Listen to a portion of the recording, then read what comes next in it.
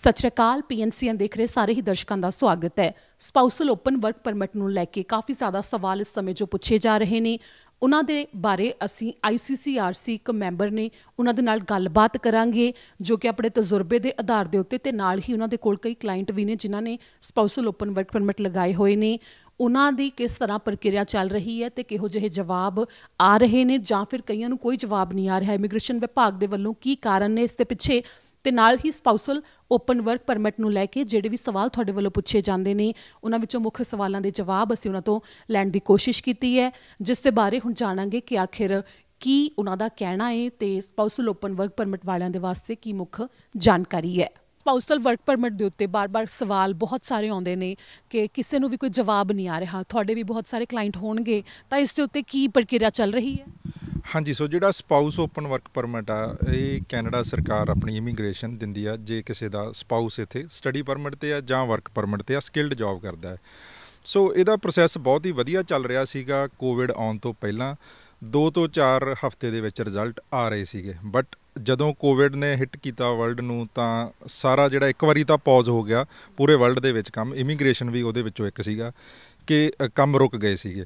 ਸੋ ਜਿਹੜੀਆਂ files online ਲੱਗੀਆਂ ਸੀਗੀਆਂ ਉਹ ਤਾਂ ਫਿਰ ਵੀ ਇਮੀਗ੍ਰੇਸ਼ਨ ਪ੍ਰੋਸੈਸ ਕਰ ਰਹੀ ਸੀਗੀ ਉਹਨਾਂ ਨੂੰ ਸਲੋਲੀ, ਪਰ ਜਿਹੜਾ ਪੇਪਰ ਐਪਲੀਕੇਸ਼ਨ ਸੀਗੀਆਂ ਜਿਹੜੀਆਂ ਲੱਗੀਆਂ ਉਹ ਬਿਲਕੁਲ ਹੀ ਉਹਨਾਂ ਦੀ ਪ੍ਰੋਸੈਸਿੰਗ ਸੀ ਜਿਹੜੀ ਉਹ ਪੌਜ਼ ਹੋ ਗਈ ਸੀਗੀ, ਕਿਉਂਕਿ ਜਿਹੜੇ ਆਫੀਸਰ ਸੀ ਉਹ ਰਿਮੋਟਲੀ ਕੰਮ ਕਰਦੇ ਸੀ ਘਰਾਂ ਤੋਂ, ਅਤੇ ਪੇਪਰ ਐਪਲੀਕੇਸ਼ਨਾਂ ਦੀ ਜਿਹੜੀ ਪ੍ਰੋਸੈਸਿੰਗ ਸੀ ਉਹ ਪੌਜ਼ਡ ਹੋ ਗਈ ਅਤੇ ਉਹਨਾਂ ਦੇ ਪਾਸਪੋਰਟ ਰਿਟਰਨ ਕਰ ਦਿੱਤੇ ਸੀ। ਬਟ ਹੁਣ 1.5 ਸਾਲ ਬੀਤ ਜਾਣ ਤੋਂ ਬਾਅਦ ਵੀ ਜਦੋਂ ਕੋਵਿਡ ਅਜੇ ਹੈ ਬਟ ਕੰਮ ਚੱਲ ਪਿਆ ਇਮੀਗ੍ਰੇਸ਼ਨ ਦਾ, ਸੋ ਰਿਜ਼ਲਟ ਆਉਣੇ ਸਟਾਰਟ ਹੋ ਗਏ ਨੇ। ਕੁਛ ਕੁ ਲੋਕਾਂ ਦੇ ਜੋ ਮੈਡੀਕਲ ਐਕਸਪਾਇਰ ਹੋ ਗਏ ਸੀ ਉਹ ਦੁਬਾਰਾ ਮੰਗੇ ਜਾ ਰਹੇ ਨੇ, ਬਿਕੋਜ਼ ਤੁਹਾਨੂੰ ਮੈਡੀਕਲ ਮੈਂਡੇਟਰੀ ਹੈ ਇੱਥੇ ਆਉਣ ਦੇ ਲਈ। ਸੋ ਉਹ ਸਾਲ ਦੇ ਵਿੱਚ ਐਕਸਪਾਇਰ ਹੋ ਗਏ ਤਾਂ ਉਹ ਬਹੁਤ ਲੋਕਾਂ ਦੇ ਦੁਬਾਰਾ ਮੰਗੇ ਜਾ ਰਹੇ ਨੇ। ਐਂਡ ਕੁਛ ਕੁ ਦੇਖਣ 'ਚ ਆਇਆ ਕਿ ਜਿਹੜੀਆਂ ਫਾਈਲਸ ਫੈਬਰਰੀ, ਮਾਰਚ ਜਾਂ ਅਪ੍ਰੈਲ ਦੀਆਂ ਲੱਗੀਆਂ ਹੋਈਆਂ ਸੀ ਉਹਨਾਂ ਦੇ ਵਿੱਚ ਇੰਟਰਵਿਊ ਦੇ ਚਾਂਸਿਸ ਲੱਗ ਰਹੇ ਨੇ, ਕਿਉਂਕਿ ਇੱਥੋਂ ਮੇਰੇ ਵੀ ਕੁਛ ਕਲਾਇੰਟਸ ਨੇ ਮੈਂਬਰ ਪਾਰਲੀਮੈਂਟ ਤੋਂ ਪਤਾ ਕੀਤਾ ਤਾਂ ਉਹਨਾਂ ਦੀਆਂ ਇੰਟਰਵਿਊਜ਼ ਰਿਕਮੈਂਡ ਹੋਈਆਂ ਨੇ। ਹੁਣ ਇੰਡੀਆ ਦੇ ਵਿੱਚ ਜਿਹੜਾ ਆਪਣਾ ਇੰਟਰਵਿਊ ਦਾ ਕੰਮ ਆ ਦਿੱਲੀ ਦੇ ਵਿੱਚ ਉਹ ਪੌਜ਼ ਹੋਇਆ ਕਿਉਂਕਿ ਇੰਟਰਵਿਊਜ਼ ਹੋ ਨਹੀਂ ਰਹੀਆਂ ਅਤੇ ਇਮੀਗ੍ਰੇਸ਼ਨ ਅਜੇ ਫੋਨ ਇੰਟਰਵਿਊਜ਼ ਮੈਨੂੰ ਲੱਗਦਾ ਨਹੀਂ ਕਿ ਕਰ ਰਹੀ ਆ ਉਹ, ਅਤੇ ਉਹਦੇ ਕਰਕੇ ਵੀ ਜਿਹੜੀਆਂ ਉਹ ਸਾਰੀਆਂ ਐਪਲੀਕੇਸ਼ਨਸ ਨੇ ਉਹ ਬੇਸਿਕਲੀ ਪੌਜ਼ 'ਤੇ ਨੇ, ਉਹਨਾਂ ਦਾ ਕੋਈ ਰਿਜ਼ਲਟ ਨਹੀਂ ਆ ਰਿਹਾ, ਬਿਕੋਜ਼ ਜਿੰਨਾ ਚਿਰ ਇੰਟਰਵਿਊ ਨਹੀਂ ਹੁੰਦੀ ਤਾਂ ਉਹਦਾ ਕੋਈ ਰਿਜ਼ਲਟ ਨਹੀਂ ਆਏਗਾ। ਅਤੇ ਫਿਰ ਜਿਵੇਂ ਜਿਹੜੀਆਂ ਔਨਲਾਈਨ ਫਾਈਲਾਂ ਲੱਗੀਆਂ ਹੋਈਆਂ ਨੇ ਜਾਂ ਪੇਪਰ ਬੇਸਡ ਫਾਈਲਾਂ ਲੱਗੀਆਂ ਹੋਈਆਂ ਨੇ ਉਹਨਾਂ ਦੀ ਪ੍ਰਕਿਰਿਆ 'ਚ ਕੋਈ ਵੱਖਰਾ ਕੁਝ ਦਿਖਾਈ ਦੇ ਰਿਹਾ? ਹਾਂਜੀ, ਸੋ ਜਿਹੜੀ ਔਨਲਾਈਨ ਐਪਲੀਕੇਸ਼ਨ ਲੱਗੀ ਆ ਉਹਦੇ ਵਿੱਚ ਤੁਸੀਂ ਸਾਰੇ ਡਾਕੂਮੈਂਟਸ ਆਪਣੇ ਘਰੋਂ ਸਕੈਨ ਕੀਤੇ, ਆਪਣੇ ਪਾਸਪੋਰਟ ਜੋ ਵੀ ਡਾਕੂਮੈਂਟ ਸੀਗੇ ਉਹ ਤੁਸੀਂ ਅਪਲੋਡ ਕਰ ਦਿੱਤੇ ਉਹਨਾਂ ਦੇ ਸਿਸਟਮ 'ਚ। ਜਿਹੜੀ ਪੇਪਰ ਫਾਈਲ ਹੁੰਦੀ ਆ ਉਹ ਹੁਣ ਤੁਸੀਂ ਘਰੋਂ ਆਪਣੇ ਸਕੈਨ ਕੀਤੇ ਜਾਂ ਕਿਸੇ ਵੀ ਆਪਣੇ ਇਮੀਗ੍ਰੇਸ਼ਨ ਕੰਸਲਟੈਂਟ ਜਾਂ ਏਜੰਟ ਇੰਡੀਆ ਦੇ ਵਿੱਚੋਂ ਤੁਸੀਂ ਉਹਨਾਂ ਨੂੰ ਸਕੈਨ ਪ੍ਰਿੰਟ ਕੱਢ ਕੇ ਭੇਜਦੇ ਹਾਂ ਆਪਾਂ। ਤਾਂ ਉਹ ਜਦੋਂ ਕੋਵਿਡ ਨਹੀਂ ਸੀਗਾ ਤਾਂ ਉਦੋਂ ਕੋਈ ਪ੍ਰੋਬਲਮ ਨਹੀਂ ਸੀ ਨਾ ਕਿਸੇ ਨੂੰ ਵੀ। ਆਪਾਂ ਵੀ ਇੱਥੇ ਹੁਣ ਡੇਲੀ ਮਰਾ ਦੀ ਜ਼ਿੰਦਗੀ 'ਚ ਜਦੋਂ ਆਪਾਂ ਨੂੰ ਕੋਈ ਕੇਅਰ ਨਹੀਂ ਹੁੰਦੀ ਸੀ ਵਾਇਰਸ ਦੀ, ਆਪਾਂ ਹੱਥ ਧੋਤੇ ਜਾਂ ਨਹੀਂ ਧੋਤੇ, ਬਟ ਉਸੇ ਤਰ੍ਹਾਂ ਹੀ ਇਮੀਗ੍ਰੇਸ਼ਨ ਨੇ ਜਦੋਂ ਵਾਇਰਸ ਆਇਆ ਤਾਂ ਉਹਨਾਂ ਨੇ ਜਿਹੜੀਆਂ ਪੇਪਰ ਫਾਈਲਾਂ ਸੀਗੀਆਂ ਉਹਨਾਂ ਨੂੰ ਬਿਲਕੁਲ ਹੀ ਹੱਥ ਲਗਾਉਣਾ ਬੰਦ ਕਰ ਦਿੱਤਾ ਸੀਗਾ। ਉਹ ਫਾਈਲਾਂ ਉਹਨਾਂ ਦੇ ਆਫਿਸ ਦੇ ਵਿੱਚ ਉੱਦਾਂ ਹੀ ਪਈਆਂ ਸੀ, ਆਫਿਸ ਬੰਦ ਹੋ ਗਏ ਸੀਗੇ ਅਤੇ ਆਫਿਸਰ ਸੀ ਜਿਹੜੇ ਉਹ ਰਿਮੋਟਲੀ ਘਰਾਂ ਤੋਂ ਕੰਮ ਕਰਨ ਲੱਗ ਪਏ ਸੀਗੇ। ਸੋ ਹੁਣ ਉਹ ਟਰਾਈ ਕਰ ਰਹੇ ਨੇ ਕਿ ਉਹ ਸਾਰਾ ਜਿਹੜਾ ਪ੍ਰੋਸੀਜਰ ਹੈ ਉਹਨੂੰ ਡਿਜੀਟਲ ਕੀਤਾ ਜਾਵੇ, ਉਹਨੂੰ ਔਨਲਾਈਨ ਕੀਤਾ ਜਾਵੇ। ਜਿਹੜਾ ਨਜ਼ਰ ਵੀ ਆ ਰਿਹਾ ਹੈ ਹੁਣ ਪੇਰੈਂਟਸ ਦੀਆਂ ਫਾਈਲਾਂ ਦੇ ਵਿੱਚ ਜਾਂ ਸਪਾਊਜ਼ਲ ਸਪੌਂਸਰਸ਼ਿਪ ਜਾਂ PNP ਜਿਹੜੀਆਂ ਅੱਗੇ ਪੇਪਰ ਫਾਈਲਾਂ ਲੱਗਦੀਆਂ ਸੀ ਉਹ ਹੁਣ ਉਹਨਾਂ ਦੀ ਟਰਾਈ ਆ ਕਿ ਪੋਰਟਲ ਬਣ ਚੁੱਕਾ ਹੈ ਨਵਾਂ ਅਤੇ ਔਨਲਾਈਨ ਲੱਗਿਆ ਕਰਨਗੀਆਂ। ਸੋ ਔਨਲਾਈਨ ਅਤੇ ਪੇਪਰ ਦਾ ਆਲਵੇਜ਼ ਇਹ ਫਰਕ ਤਾਂ ਹੈਗਾ ਹੀ ਹੈਗਾ ਕਿ ਹਮੇਸ਼ਾ ਔਨਲਾਈਨ ਫਾਈਲ ਲਗਾਉਣੀ ਚਾਹੀਦੀ ਹੈ, ਬਟ ਉਹ ਚਲੋ ਕੁਝ ਸਰਕਮਸਟਾਂਸਿਸ ਹੁੰਦੇ ਨੇ ਕਿ ਕੋਈ ਬੰਦੇ ਔਨਲਾਈਨ ਨਹੀਂ ਲਗਾ ਸਕਦੇ, ਉਹਨਾਂ ਦੇ ਲਈ ਇੱਕ ਵੱਖਰਾ ਪ੍ਰੋਸੀਜਰ ਹੈ।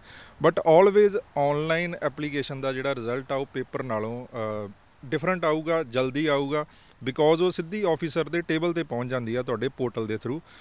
ਸੋ ਪੇਪਰ ਫਾਈਲਾਂ ਡਿਲੇ ਨੇ ਇਸੇ ਕਰਕੇ ਹੀ, ਬਿਕੋਜ਼ ਕੋਵਿਡ ਕਰਕੇ ਜਿਹੜੇ ਆਫਿਸ ਬੰਦ ਸੀ ਅਤੇ ਆਫਿਸਰ ਰਿਮੋਟਲੀ ਕੰਮ ਕਰਦੇ ਸੀ ਅਤੇ ਉਹ ਇੱਕ ਹੈਲਥ ਇਸ਼ੂ ਵਜੋਂ ਵੀ ਉਹਨਾਂ ਨੂੰ ਨਹੀਂ ਪਤਾ ਕਿ ਉਹ ਫਾਈਲ ਕਿੱਥੋਂ ਆਈ ਆ, ਕਿਹਦੇ ਘਰੋਂ ਆਈ ਆ, ਕਿੱਦਾਂ ਦਾ ਸੀ, ਤਾਂ ਉਹਦੇ ਕਰਕੇ ਉਹਨਾਂ ਦੀ ਪ੍ਰੋਸੈਸਿੰਗ ਉਹਨਾਂ ਨੇ ਨਹੀਂ ਕੀਤੀ ਪੇਪਰ ਫਾਈਲਾਂ ਦੀ। ਅਤੇ ਫਿਰ ਕਈਆਂ ਦਾ ਤਾਂ ਸਾਲ 2019 ਦੀਆਂ ਲੱਗੀਆਂ ਹੋਈਆਂ ਨੇ ਫਾਈਲਾਂ, ਉਹਨਾਂ ਦਾ ਵੀ ਹਜੇ ਤੱਕ ਕੋਈ ਜਵਾਬ ਨਹੀਂ ਆਇਆ? ਨਹੀਂ ਜੀ, ਕੋਈ ਜਵਾਬ ਨਹੀਂ ਆਇਆ। ਮੇਰੇ ਕੋਲੇ ਵੀ ਜੋ ਤਕਰੀਬਨ ਫਾਈਲਸ ਨੇ ਉਹ ਫੈਬਰਰੀ, ਜਨਵਰੀ 2020 ਦੀਆਂ ਲੱਗੀਆਂ ਹੋਈਆਂ ਨੇ। ਸੋ ਆਪਾਂ ਉਹਨਾਂ ਨੂੰ 2019 ਦਸੰਬਰ, ਨਵੰਬਰ ਕਹਿ ਸਕਦੇ ਹਾਂ। ਬਹੁਤ ਲੋਕਾਂ ਦੀਆਂ ਲੱਗੀਆਂ ਹੋਈਆਂ ਨੇ, ਬਟ ਉਹਦੇ ਵਿੱਚ ਜਿੱਦਾਂ ਮੈਂ ਪਹਿਲਾਂ ਦੱਸ ਕੇ ਹਟਿਆ ਕਿ ਜੇ ਤੁਹਾਡੀ ਫਾਈਲ ਇੰਨਾ ਲੰਬਾ ਟਾਈਮ ਪ੍ਰੋਸੈਸਿੰਗ ਦੇ ਵਿੱਚ ਪਈ ਆ ਤਾਂ ਉਹਦਾ ਮਤਲਬ ਇਹੀ ਹੈ ਕਿ ਤੁਹਾਡੀ ਇੰਟਰਵਿਊ ਆਲਮੋਸਟ ਆ ਸਕਦੀ ਆ, ਰਿਕਮੈਂਡਡ ਹੈ। ਦੂਸਰਾ ਕਾਰਨ ਜਿਹੜਾ ਇੰਨਾ ਟਾਈਮ ਲੱਗਣ ਦਾ ਇਹ ਵੀ ਸੀਗਾ ਕਿ ਬਹੁਤੇ ਸਟੂਡੈਂਟਸ ਦੀਆਂ ਜਿਹੜੀਆਂ ਵਾਈਫ ਸੀ ਇੱਥੇ ਸੀਗੀਆਂ ਜਾਂ ਪਾਰਟਨਰ ਕਹਿ ਲਓ ਹੈ ਨਾ, ਤਾਂ ਉਹ ਸਟੱਡੀ ਪਰਮਿਟ 'ਤੇ ਸੀਗੇ। ਹੁਣ ਸਟੱਡੀ ਪਰਮਿਟ ਪੜ੍ਹਦੇ ਉਹਨਾਂ ਦੀ ਸਟੱਡੀ ਡਨ ਹੋ ਗਈ ਅਤੇ ਜਿਹੜਾ ਰਿਜ਼ਲਟ ਸੀ ਹਜੇ ਫਾਈਲ ਲੱਗੀ ਸੀ ਉਹਦਾ ਰਿਜ਼ਲਟ ਨਹੀਂ ਆਇਆ। ਤਾਂ ਉਸ ਵਜ੍ਹਾ ਕਰਕੇ ਹੁਣ ਇਮੀਗ੍ਰੇਸ਼ਨ ਦੇ ਲਈ ਉਹਨਾਂ ਦੀ ਫਾਈਲ ਰਿਜੈਕਟ ਕਰਨਾ ਜਾਂ ਉਹਨੂੰ ਡਿਸੀਜਨ ਦੇਣਾ ਉਹ ਹਾਰਡ ਆ, ਉਹ ਉਹਨੂੰ ਰਿਜੈਕਟ ਨਹੀਂ ਕਰ ਸਕਦੇ। ਤਾਂ ਉਹ ਫਿਰ ਵੇਟ ਕਰਦੇ ਨੇ ਕਿ ਹੁਣ ਤੁਹਾਡਾ ਸਪਾਊਸ ਵਰਕ ਪਰਮਿਟ ਲੈਂਦਾ ਹੈ, ਕਿਉਂਕਿ ਵਰਕ ਪਰਮਿਟ PGWP ਇੱਥੇ ਆਉਣ 'ਚ ਵੀ 3 ਤੋਂ 4 ਮਹੀਨੇ ਲੱਗ ਜਾਂਦੇ ਆ, ਤਾਂ ਉਹ ਵੀ ਇੱਕ ਡਿਲੇ ਹੋ ਗਿਆ। ਉਸ ਤੋਂ ਬਾਅਦ ਜਦੋਂ ਵਰਕ ਪਰਮਿਟ ਮਿਲ ਗਿਆ ਤਾਂ ਉਹਨਾਂ ਨੂੰ ਜੋਬ ਕਰਨੀ ਪੈਂਦੀ ਆ। ਜੋਬ 'ਤੇ ਵੀ ਉਹਨਾਂ ਨੂੰ ਘੱਟੋ ਘੱਟ 3 ਤੋਂ 4 ਪੇ ਚੈੱਕਸ ਨਾਲ ਲਾਉਣੇ ਪੈਂਦੇ ਆ। ਸੋ 2 ਮਹੀਨੇ ਉਹ ਹੋ ਗਏ। ਸੋ ਅਤੇ ਪੜ੍ਹਾਈ ਖ਼ਤਮ ਹੋਣ ਤੋਂ ਪਹਿਲਾਂ ਵੀ 4-5 ਮਹੀਨੇ ਪਹਿਲਾਂ ਉਹ ਰਿਜ਼ਲਟ ਨਹੀਂ ਦਿੰਦੇ। ਸੋ ਜੇ ਕਿਸੇ ਦੀ ਵਾਈਫ ਦੀ ਸਟੱਡੀ ਡਨ ਹੋਣ ਵਾਲੀ ਸੀ ਤਾਂ ਉਹ ਆਫਿਸਰ ਜਾਂ ਇਮੀਗ੍ਰੇਸ਼ਨ ਨੇ ਉਹ ਫਾਈਲਾਂ ਰਿਜੈਕਟ ਕਰਨ ਦੀ ਬਜਾਏ ਅਜੇ ਹੋਲਡ 'ਤੇ ਹੀ ਨੇ ਤਕਰੀਬਨ, ਅਤੇ ਉਹ ਵੇਟ ਕਰ ਰਹੇ ਨੇ। ਜਿੱਦਾਂ ਮੇਰੀ ਇੱਕ ਐਪਲੀਕੇਸ਼ਨ ਦੇ ਵਿੱਚ ਰੀਸੈਂਟਲੀ ਮੈਡੀਕਲ ਦੀ ਰਿਕੁਐਸਟ ਆਈ ਆ, ਤਾਂ ਉਹ ਮੈਂ ਪਿਛਲੇ ਸਾਲ ਅਗਸਤ 'ਚ ਲਾਈ ਸੀ। ਉਹਨਾਂ ਦੀ ਵਾਈਫ ਦੀ ਸਟੱਡੀ April 'ਚ ਡਨ ਹੋ ਗਈ। ਉਸ ਤੋਂ ਬਾਅਦ ਉਹਨਾਂ ਦਾ ਵਰਕ ਪਰਮਿਟ ਅਪਲਾਈ ਕੀਤਾ, ਉਹ ਆ ਗਿਆ ਅਤੇ ਉਹ ਜੋਬ ਕਰ ਰਹੇ ਨੇ ECE ਅਸਿਸਟੈਂਟ ਦੀ, NOC B ਦੀ। ਅਤੇ ਉਹ ਜਦੋਂ ਅਸੀਂ ਫਾਈਲ ਦੇ ਵਿੱਚ ਹੁਣ ਸਾਰਾ ਕੁਝ ਅਪਡੇਟ ਕੀਤਾ ਕਿ ਪਹਿਲਾਂ ਇਹਨਾਂ ਦੀ ਜਿਹੜੀ ਫਾਈਲ ਸੀ ਉਹ ਸਟੱਡੀ ਪਰਮਿਟ ਬੇਸ 'ਤੇ ਲੱਗੀ ਸੀ, ਬਟ ਹੁਣ ਇਹਨਾਂ ਦੀ ਕੰਡੀਸ਼ਨ ਚੇਂਜ ਹੋ ਗਈ ਹੈ, ਇਹ ਵਰਕ ਪਰਮਿਟ ਦੇ ਆ, ਇਹਨਾਂ ਦੀ ਜੋਬ ਆ, ਪੇ ਚੈੱਕਸ ਨੇ। ਤਾਂ ਉਹਨਾਂ ਦਾ ਵਿਦਿਨ ਅ ਮੰਥ ਉਹਨਾਂ ਨੇ ਮੈਡੀਕਲ ਰਿਕੁਐਸਟ ਕਰ ਦਿੱਤਾ। ਸੋ ਬੇਸਿਕਲੀ ਜਿਹੜੀਆਂ ਫਾਈਲਸ ਇੰਨੇ ਲੰਬੇ ਸਮੇਂ ਤੋਂ ਪਈਆਂ ਨੇ, ਜਾਂ ਤਾਂ ਇੰਟਰਵਿਊ ਰਿਕਮੈਂਡਡ ਆ ਅਤੇ ਜਾਂ ਉਹ ਆਫਿਸਰ ਜਿਹੜੀ ਉਹ ਟਰਾਂਜੀਸ਼ਨ ਆ ਉਹਨਾਂ ਦੀ ਸਟੱਡੀ ਟੂ ਵਰਕ ਦੇ ਵਿੱਚ ਉਹਦੇ ਵਿੱਚ ਵੇਟ ਕਰ ਰਹੇ ਨੇ। ਤੁਸੀਂ ਆਪਣੇ ਡਾਕੂਮੈਂਟਸ ਜਦੋਂ ਵੀ ਤੁਹਾਡੇ ਸਪਾਊਸ ਦਾ ਵਰਕ ਪਰਮਿਟ ਇੱਥੇ ਇਸ਼ੂ ਹੋ ਜਾਂਦਾ ਹੈ ਉਹਨੂੰ ਅਪਡੇਟ ਕਰ ਦਿਓ, ਫਿਰ ਉਹ ਜੋਬ ਫਾਈਂਡ ਕਰਕੇ ਆਪਣਾ ਜੋਬ ਲੈਟਰ ਅਤੇ NOC B ਦਾ ਅਤੇ 3-4 ਪੇ ਸਲਿਪਸ ਉਹ ਅਪਡੇਟ ਕਰ ਦੇਣ, ਤਾਂ ਉਹ ਰਿਜ਼ਲਟ ਦੇ ਵਿੱਚ ਡੈਫੀਨੇਟਲੀ ਹੈਲਪਫੁਲ ਹੋਊਗਾ। ਤੇ ਫਿਰ ਜਦੋਂ ਜਿਵੇਂ ਤੁਸੀਂ ਕਿਹਾ ਕਿ ਅਪਡੇਟ ਕਰ ਦਿਓ, ਤੇ ਫਿਰ ਜੇਕਰ ਪੇਪਰ ਫਾਈਲ ਹੈ ਜਾਂ ਫਿਰ ਆਨਲਾਈਨ ਲੱਗੀ ਹੋਈ ਹੈ ਫਾਈਲ, ਦੋਵਾਂ ਵਿੱਚ ਇਹ ਅਪਡੇਟ ਕੀਤਾ ਜਾ ਸਕਦਾ ਹੈ? ਹਾਂਜੀ, ਦੋਨਾਂ ਦੇ ਵਿੱਚ ਹੀ ਕੀਤਾ ਜਾ ਸਕਦਾ। ਬੇਸਿਕਲੀ ਆਨਲਾਈਨ ਦੇ ਵਿੱਚ ਤਾਂ ਈਜ਼ੀ ਹੋ ਜਾਂਦਾ ਕਿ ਤੁਹਾਡੇ ਕੋਲੇ ਪੋਰਟਲ ਹੁੰਦਾ, ਬਟ ਪੋਰਟਲ ਦੇ ਵਿੱਚ ਚਲੋ ਆਪਾਂ ਅਪਲੋਡ ਤਾਂ ਨਹੀਂ ਕਰ ਸਕਦੇ, ਬਟ ਇੱਕ ਐਪਲੀਕੇਸ਼ਨ ਨੰਬਰ ਤੁਹਾਨੂੰ ਅਤੇ ਤੁਹਾਡਾ UCI ਨੰਬਰ ਉਹ ਹੁੰਦਾ। ਤਾਂ ਇੱਕ IRCC ਵੈੱਬ ਫਾਰਮ ਹੈਗਾ, ਤੁਸੀਂ IRCC ਵੈੱਬ ਫਾਰਮ ਫਿਲ ਕਰ ਸਕਦੇ ਹੋ। ਉਹ ਵੈੱਬ ਫਾਰਮ ਦਾ ਇੱਕ ਬੇਸਿਕ ਜਿਹਾ ਜਵਾਬ ਆਉਂਦਾ, ਉਹਨੂੰ ਦੇਖ ਕੇ ਕਈ ਘਬਰਾ ਜਾਂਦੇ ਨੇ ਕਿ ਸਾਡਾ ਪਹੁੰਚਿਆ ਜਾਂ ਨਹੀਂ, ਬਟ ਉਹ ਤੁਹਾਡੀ ਜਿਹੜੀ PDF ਫਾਈਲ ਤੁਹਾਡੀ ਉਹ ਪਹੁੰਚ ਚੁੱਕੀ ਹੁੰਦੀ ਆ ਉਹਨਾਂ ਕੋਲੇ। ਸੋ ਤੁਸੀਂ ਵੈੱਬ ਫਾਰਮ ਦੇ ਥਰੂ ਆਪਣਾ ਕੋਈ ਵੀ ਡਾਕੂਮੈਂਟ ਆ ਜਿਹੜਾ ਉਹ ਅਪਲੋਡ ਕਰ ਸਕਦੇ ਹੋ। ਪੇਪਰ ਫਾਈਲਾਂ ਦੇ ਵਿੱਚ ਵੀ ਸੇਮ ਹੀ ਪ੍ਰੋਸੀਜਰ ਆ। ਜੇ ਤੁਹਾਡੇ ਕੋਲ ਐਪਲੀਕੇਸ਼ਨ ਨੰਬਰ ਆ ਚੁੱਕਿਆ ਹੈਗਾ, ਜੇ ਨਹੀਂ ਵੀ ਹੈਗਾ ਤਾਂ ਤੁਹਾਡੇ ਕੋਲ UCI ਨੰਬਰ, ਤੁਹਾਡਾ ਪਾਸਪੋਰਟ ਨੰਬਰ, ਤੁਹਾਡਾ ਨਾਮ, ਡੇਟ ਆਫ ਬਰਥ ਉਹ ਫਿਲ ਕਰਕੇ ਤੁਸੀਂ ਆਪਣਾ ਵੈੱਬ ਫਾਰਮ ਭੇਜ ਸਕਦੇ ਹੋ।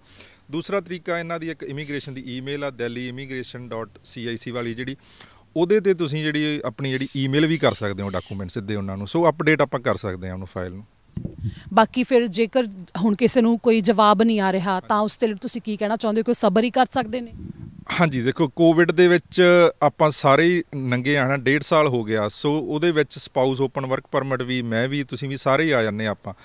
ਤਾਂ ਸਭ ਤੋਂ ਮੇਨ ਚੀਜ਼ ਮੈਂ ਵੀ ਆਪਦੇ ਜਿਹੜੇ ਕਲਾਇੰਟ ਸੀਗੇ ਉਹਨਾਂ ਨੂੰ ਪੇਸ਼ੈਂਸ ਹੀ ਕਿਹਾ, ਅਤੇ ਉਹਨਾਂ ਨੂੰ ਪੇਸ਼ੈਂਸ ਦੇ ਵਿੱਚ ਰੱਖਣਾ ਵੀ ਬਹੁਤ ਸਭ ਤੋਂ ਵੱਡਾ ਔਖਾ ਕੰਮ ਆ ਮੇਰੇ ਲਈ ਵੀ ਅਤੇ ਹੋਰ ਇਮੀਗ੍ਰੇਸ਼ਨ ਕੰਸਲਟੈਂਟਸ ਦੇ ਲਈ ਵੀ, ਬਿਕੋਜ਼ ਜਿਨ੍ਹਾਂ ਦਾ ਪਾਰਟਨਰ ਇੱਥੇ ਹੈ ਅਤੇ ਦੂਸਰਾ ਪਾਰਟਨਰ ਇੰਡੀਆ ਹੈ, ਤਾਂ ਹਰ ਇੱਕ ਦੀ ਇਹੀ ਕੋਸ਼ਿਸ਼ ਹੈ, ਤਮੰਨਾ ਹੈ ਕਿ ਅਸੀਂ ਕੈਨੇਡਾ ਜਾਈਏ ਅਤੇ ਉਹਨਾਂ ਦੇ ਨਾਲ ਰਹੀਏ ਉੱਥੇ ਜਾ ਕੇ। ਬਟ ਇਹ ਕੋਵਿਡ ਕਹਿ ਲਓ ਵੀ ਇੱਕ ਜਿਹੜਾ ਕਿਸੇ ਨੇ ਦੇਖਿਆ ਨਹੀਂ ਸੀਗਾ ਪਹਿਲਾਂ ਇਸ ਤਰ੍ਹਾਂ ਦਾ ਪੈਂਡੈਮਿਕ, ਤਾਂ ਉਹਨੇ ਅਫੈਕਟ ਕੀਤੀ ਆ ਹਰ ਕਿਸੇ ਦੀ ਲਾਈਫ। ਤਾਂ ਮੇਰੀ ਤਾਂ ਇਹੀ ਸਲਾਹ ਹੈ ਕਿ ਕੋਈ ਘਬਰਾਉਣ ਦੀ ਲੋੜ ਨਹੀਂ। ਜੇ ਤੁਹਾਡਾ ਰਿਜੈਕਟ ਨਹੀਂ ਹੋਇਆ, ਤੁਹਾਡਾ ਰਿਫਿਊਜ਼ ਨਹੀਂ ਹੋਇਆ, ਇਸ ਦਾ ਮਤਲਬ ਇਹੀ ਹੈ ਕਿ ਇਮੀਗ੍ਰੇਸ਼ਨ ਉਹਦੇ 'ਤੇ ਕੰਮ ਕਰ ਰਹੀ ਹੈ ਨਾ, ਉਹਦੇ 'ਤੇ ਇੰਟਰਵਿਊ ਆਊਗੀ ਜਾਂ ਉਹ ਤੁਹਾਡੇ ਡਾਕੂਮੈਂਟਾਂ ਦੀ ਵੇਟ ਕਰ ਰਹੇ ਨੇ। ਬਿਕੋਜ਼ ਜਿਨ੍ਹਾਂ ਦੀਆਂ ਐਪਲੀਕੇਸ਼ਨਸ ਰਿਜੈਕਟ ਕਰਨੀਆਂ ਸੀ, ਮੰਨ ਲਓ ਮੈਂ ਆਫਿਸਰ ਹਾਂ, ਮੈਂ ਇਮੀਗ੍ਰੇਸ਼ਨ ਆ, ਤਾਂ ਮੈਂ ਜੇ ਰਿਜੈਕਟ ਕਰਨੀ ਆ ਮੈਂ ਉਹ 20 ਮਹੀਨੇ ਬਾਅਦ ਰਿਜੈਕਟ ਨਹੀਂ ਕਰਨੀ। ਸਾਡੇ ਕੋਲੇ ਵੀ ਜਿਹੜੀਆਂ ਰਿਜੈਕਸ਼ਨਸ ਸੀਗੀਆਂ ਜਿਨ੍ਹਾਂ ਦੀਆਂ ਹੋਣੀਆਂ ਸੀਗੀਆਂ ਉਹ ਪਿਛਲੇ ਸਾਲ ਹੀ ਆ ਗਈਆਂ ਸੀਗੀਆਂ, ਉਸ ਤੋਂ ਬਾਅਦ ਇਸ ਸਾਲ ਕੋਈ ਰਿਜੈਕਸ਼ਨ ਨਹੀਂ ਆਈ। ਸੋ ਬੇਸਿਕਲੀ ਇਹਦਾ ਮਤਲਬ ਇਹੀ ਆ ਕਿ ਜੇ ਤੁਹਾਡਾ ਰਿਜ਼ਲਟ ਨਹੀਂ ਆਇਆ ਤਾਂ ਤੁਸੀਂ ਹੋਪਫੁਲ ਰਹੋ, ਪੋਜ਼ੀਟਿਵ ਨਿਊਜ਼ ਹੀ ਆਊਗੀ। ਇੰਟਰਵਿਊ ਆਵੇ ਚਾਹੇ, ਕਿਉਂਕਿ ਇੰਟਰਵਿਊ ਦਾ ਮਤਲਬ ਵੀ ਇਹ ਆ ਕਿ ਤੁਹਾਨੂੰ ਇੱਕ ਮੌਕਾ ਦਿੱਤਾ ਉਹਨਾਂ ਨੇ, ਤੁਸੀਂ ਉੱਥੇ ਜਾ ਕੇ ਉਹਨਾਂ ਨੂੰ ਸਮਝਾ ਸਕਦੇ ਆ ਆਪਣੀ ਸਿਚੁਏਸ਼ਨ। ਅਤੇ ਜਿਹੜੀ ਆਪਣੀ ਹੈਗੀ ਆ, ਜੇ ਤੁਹਾਡੇ ਤੋਂ ਡਾਕੂਮੈਂਟਸ ਉਹ ਮੰਗਦੇ ਆ ਤੁਸੀਂ ਉਹ ਅਪਲੋਡ ਕਰ ਸਕਦੇ ਆ। ਜੇ ਉਹ ਨਹੀਂ ਵੀ ਮੰਗਦੇ ਤਾਂ ਤੁਸੀਂ ਖੁਦ ਪ੍ਰੋਐਕਟਿਵ ਹੋ ਕੇ ਉਹ ਡਾਕੂਮੈਂਟ ਉਹਨਾਂ ਨੂੰ ਅਪਲੋਡ ਕਰ ਦਿਓ, ਆਪਣੀ ਵਾਈਫ ਦੀ ਜਿਹੜੀ ਸਿਚੁਏਸ਼ਨ ਚੇਂਜ ਹੋਈ ਹੈ। ਹਾਂਜੀ ਧੰਨਵਾਦ ਤੁਹਾਡਾ। ਥੈਂਕ ਯੂ ਜੀ, ਥੈਂਕ ਯੂ। ਜਿਵੇਂ ਕਿ ਇੱਥੇ ਜਾਣਕਾਰੀ ਸਾਂਝੀ ਕੀਤੀ ਗਈ ਹੈ ਜਿਸ ਦੇ ਵਿੱਚ ਸਪਾਊਸਲ ਓਪਨ ਵਰਕ ਪਰਮਿਟ ਦੇ ਲਈ ਜਿਹੜੇ ਕਿ 1 ਸਾਲ ਦੇ ਵੀ ਵੱਧ ਦੇ ਸਮੇਂ ਤੋਂ ਉਡੀਕ ਕਰ ਰਹੇ ਨੇ, ਤਾਂ ਉਹਨਾਂ ਦੇ ਲਈ ਇੱਕ ਚੰਗੀ ਉਮੀਦ ਦੇ ਵਜੋਂ ਇਸ ਨੂੰ ਦੇਖਿਆ ਜਾ ਸਕਦਾ ਹੈ ਕਿ ਅੱਗੇ ਪ੍ਰਕਿਰਿਆ ਚੱਲੇਗੀ। ਜਿਵੇਂ ਕਿ ਇਸ ਸਮੇਂ ਹੋਰ ਫਾਈਲਾਂ ਨੂੰ ਪਹਿਲ ਦੇ ਆਧਾਰ ਦੇ ਉੱਤੇ ਦੇਖਿਆ ਜਾ ਰਿਹਾ ਹੈ, ਤਾਂ ਪੇਪਰ ਫਾਈਲਾਂ ਜਿਨ੍ਹਾਂ ਨੇ ਲਾਈਆਂ ਹੋਈਆਂ ਨੇ ਉਹਨਾਂ ਨੂੰ ਵੀ ਕਾਫੀ ਜ਼ਿਆਦਾ ਉਡੀਕ ਇਸ ਸਮੇਂ ਕਰਨੀ ਪੈ ਰਹੀ ਹੈ, ਕਿਉਂ ਜੋ ਇਮੀਗ੍ਰੇਸ਼ਨ ਅਧਿਕਾਰੀ ਵੀ ਨੇ ਉਹ ਜ਼ਿਆਦਾ ਗਿਣਤੀ ਵਿੱਚ ਕੋਵਿਡ-19 ਦੇ ਦੌਰਾਨ ਆਪਣੇ ਘਰਾਂ ਤੋਂ ਕੰਮ ਕਰ ਰਹੇ ਸਨ, ਜਿਸ ਸਮੇਂ ਪਹਿਲ ਦੇ ਆਧਾਰ ਦੇ ਉੱਤੇ ਆਨਲਾਈਨ ਲਗਾਈਆਂ ਗਈਆਂ ਫਾਈਲਾਂ ਨੂੰ ਦੇਖਿਆ ਜਾ ਰਿਹਾ ਸੀ। ਤੇ ਇਸ ਦੇ ਉੱਤੇ ਹੀ ਜਿਵੇਂ ਕਿ ਹੁਣ ਸਾਨੂੰ ICCRC ਮੈਂਬਰ ਨੇ ਇੱਥੇ ਜਾਣਕਾਰੀ ਵੀ ਦਿੱਤੀ ਹੈ ਕਿ ਇਸ ਦੇ ਉੱਤੇ ਜਵਾਬ ਕਿਸੇ ਨੂੰ ਆ ਰਹੇ ਨੇ, ਮੈਡੀਕਲ ਰੀਨਿਊ ਕਰਾਉਣ ਲਈ ਕਿਸੇ ਨੂੰ ਕਿਹਾ ਜਾ ਰਿਹਾ ਹੈ, ਤਾਂ ਇੰਟਰਵਿਊ ਦੇ ਵਾਸਤੇ ਵੀ ਬੁਲਾਇਆ ਜਾ ਸਕਦਾ ਹੈ, ਪਰ ਇੰਟਰਵਿਊ ਦੇ ਲਈ ਇਸ ਸਮੇਂ ਅੰਬੈਸੀ ਦੇ ਵੱਲੋਂ ਭਾਰਤ ਵਿੱਚ ਕਿਸੇ ਨੂੰ ਬੁਲਾਇਆ ਨਹੀਂ ਜਾ ਰਿਹਾ, ਜਿਸ ਕਰਕੇ ਵੀ ਹੋ ਸਕਦਾ ਕਿ ਤੁਹਾਡੀ ਜਿਹੜੀ ਫਾਈਲ ਹੈ ਉਸਦੀ ਪ੍ਰਕਿਰਿਆ ਨਹੀਂ ਲੰਮੀ ਜਾ ਰਹੀ ਹੈ। ਪਰ ਇਸ ਦੇ ਉੱਤੇ ਜੇਕਰ ਕੋਈ ਹੋਰ ਅਪਡੇਟ ਸਾਹਮਣੇ ਆਵੇਗੀ ਤਾਂ ਤੁਹਾਨੂੰ ਦੱਸਾਂਗੇ।